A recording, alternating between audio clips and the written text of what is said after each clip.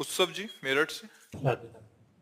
मर जी, जानते हुए भी कि खराब समय है, का समय से लड़ने की हिम्मत और संयम कैसे आया? नामदेव,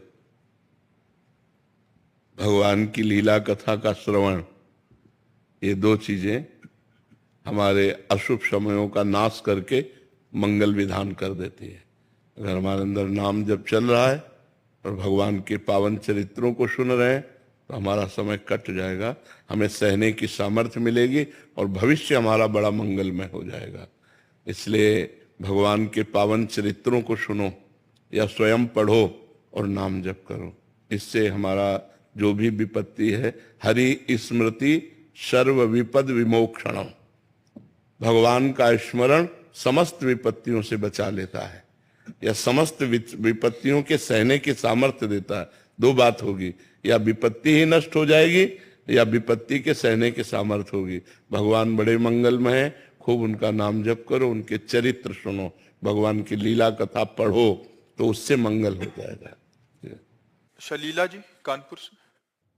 राधे राधे महाराज जी। महाराज जी, कभी कभी देखने में आता है कि अयोग्य व्यक्ति सफल और योग्य व्यक्ति को सफलता, उसका कारण होता है उसके पूर्व पाप और पुण्य।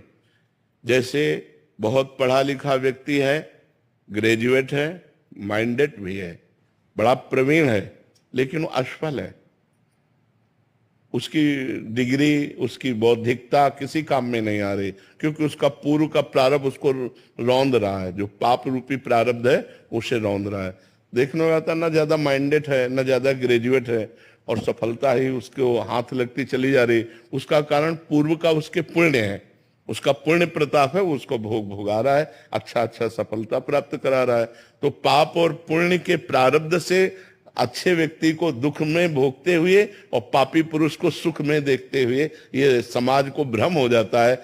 लेकिन पूर्व का जिसे बोध है शास्त्र का, वो जानता है कि आज पाप कर्म कर रहा है, लेकिन इसका पूर्व का पुण्य इसको साथ दे रहा है। जिस दिन पूर्व का पुण्य समाप्त हुआ और वर्तमान का पाप और पीछे का पाप जुड़ा, उसी दिन ब्लास्ट हो जाएगा, नष्ट हो जाएगा, ये जड़ समेत नष्ट हो जाएगा। तो धर्म और पुण्य ये भोगना ही पड़ता है, पाप और अधर्म ये भी भोगना ही पड़ता है।